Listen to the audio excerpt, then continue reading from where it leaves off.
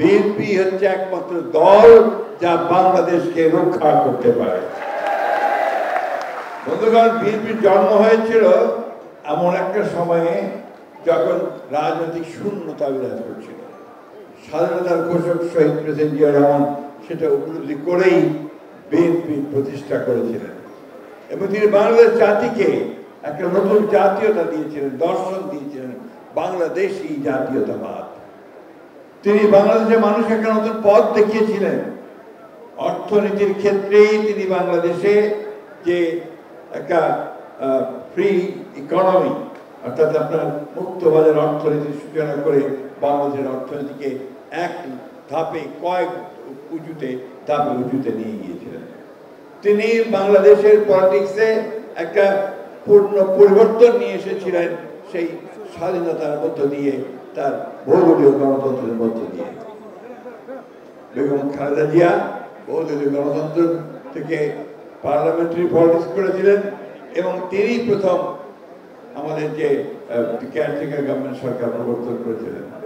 আজকে আমাদের দেশে তারেক রহমান তিনি 31 দফা দিয়ে একদিকে রাজনৈতিক কাঠামো পরিবর্তন রাষ্ট্রের, অন্যদিকে অর্থনৈতিক কাঠামো পরিবর্তন, এই দুটোই তিনি আজকে পথ দেখিয়ে দিয়েছেন আমাদের বন্ধুগণ। দীর্ঘ সংগ্রামের পরে আমাদের অনেক রক্তপাতের মধ্য দিয়ে আমরা আজকে একটা সুযোগ পেয়েছি আমাদের রাষ্ট্রকে নিজেরা গড়ে তুলবার। সেইখানে আজকে আমাদেরকে কাজটা করতে হবে।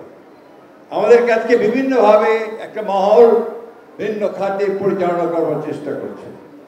এই নির্বাচন যেটা এখন একমাত্র বিকল্প এই দেশকে রক্ষা করবার, সেই নির্বাচনকে আজকে বিঘ্নিত করবার, তাকে ব্যাহত করবার প্রচেষ্টা চালানো হচ্ছে। অ্যাকনন সোপ, দেশের নাম্বার 1 হালাল অ্যান্টিব্যাকটেরিয়াল সোপ, ন্যাচারাল ব্যাকটেরিয়ালাইসিসের সুরক্ষায় ফ্রেশ ও অ্যাক্টিভ সব সময়।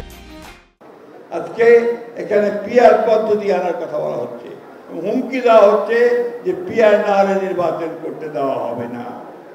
বন্ধুরা, একটা কথা পরিষ্কার করে আমরা এই সরকারকে বলে দিতে চাই খুবই স্পষ্টভাবে যে আমরা এই সরকার এখন পর্যন্ত যে সমস্ত সংস্কারগুলো একমত হতে করেছে এবং রাজনৈতিক দলগুলো একমত হয়েছে, আমরা সেগুলোর সঙ্গে একমত এবং আমরা অবশ্যই যেভাবে পদ্ধতিতে নির্বাচনে আমরা ভোট দিয়ে এসেছি সেইভাবে আমরা ভোট দেব, আমাদের প্রতিনিধি এবং আমাদের পার্লামেন্ট নির্বাচন করব। আরেকটা কথা পরিষ্কার করে জানাতে চাই যে আমরা কারো হুমকিতে মাথা নত করতে বাংলাদেশের মানুষ রাজি নয়। আপনারা নিশ্চয়ই বাংলাদেশে একটা নির্বাচনের মাধ্যমে গণতান্ত্রিক সরকার দেখতে চাচ্ছেন না। তাহলে আজকে আমাদেরকে ঐক্যবদ্ধ হয়ে সেই গণতান্ত্রিক সরকার প্রতিষ্ঠা করবার জন্য আমাদের নেতা জনাব তারেক রহমানের নির্দেশে হাত ধরে আমরা সব ঐক্যবদ্ধ হয়ে আমরা সেই লক্ষ্যে এগিয়ে যাব। ইনশাআল্লাহ নির্বাচনের মধ্য দিয়ে আমরা জনগণের সরকার প্রতিষ্ঠা করে, বিএনপি সরকার প্রতিষ্ঠা করে আমাদের নেতা তারেক রহমানকে আমরা প্রধানমন্ত্রী নির্বাচিত করতে পারবো এবং বিএনপিকে আবার ক্ষমতায় নিয়ে আসতে পারবো।